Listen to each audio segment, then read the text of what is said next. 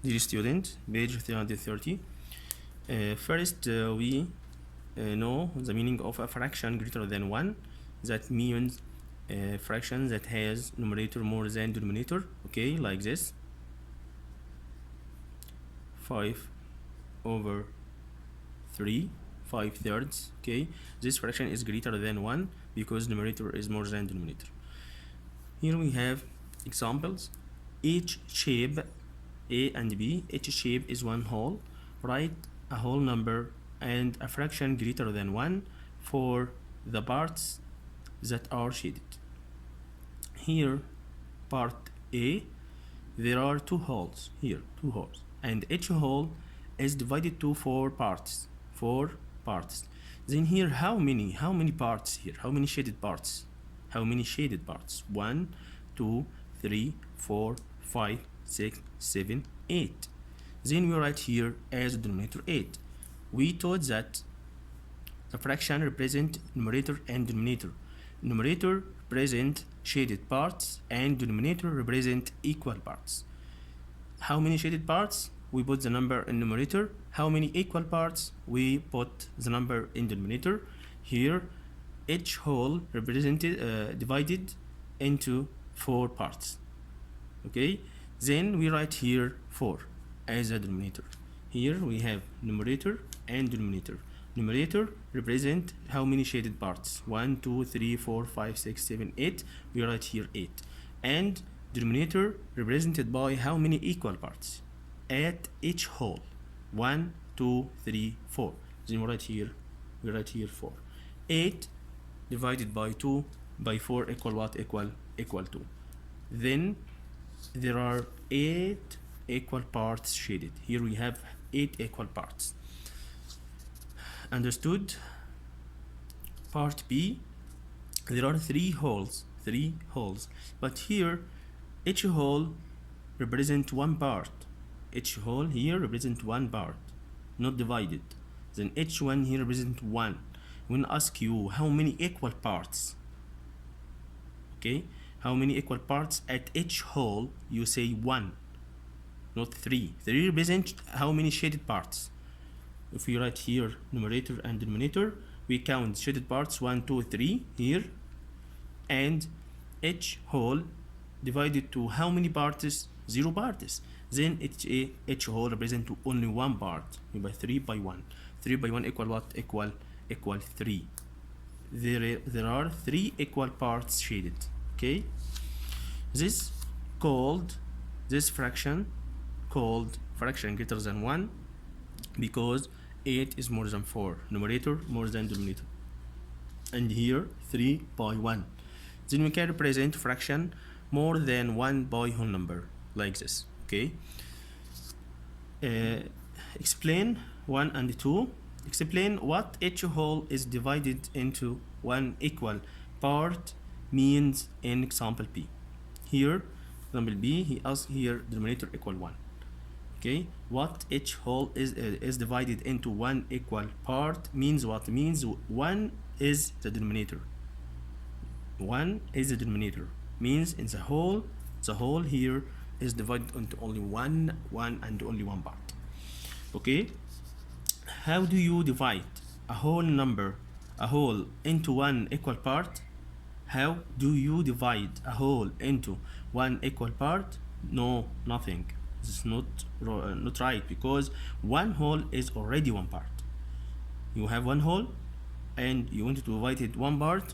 We cannot divide because one whole represents one part only. Try this. You should solve this alone. Each shape is one whole. Write a whole number and a fraction greater than 1 for the parts that are shaded. As we do here, part A and B is the same. You can try to do it. Okay, first you count here how many shaded parts at all. Okay, 1, 2, 3, 4, 5, 6, 7, 8. Then shaded parts, we put shaded parts where? As a numerator or as a denominator? Yes, good, you are right. As a denominator, we write here 8. Okay, then count how many equal parts here? How many equal parts here? Each whole has two equal parts. Two equal parts. We put 2 here as a denominator. And as we know, how many wholes here? 4. But we write fraction more than 1, 8 by 2. We write 8 by 2 as a whole number 4, and 4 we can be written by 8 over 2. Okay. Next page 331. Okay.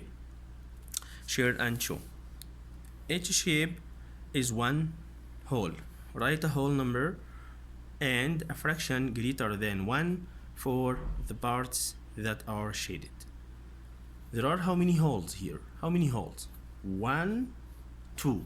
We have 2 holes. We have two holes. Okay.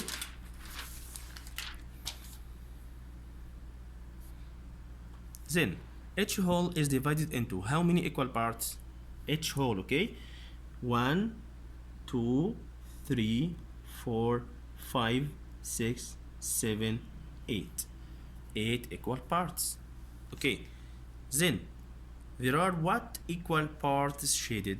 There are how many equal parts shaded? Okay. Here we know that how many holes? 2. Okay.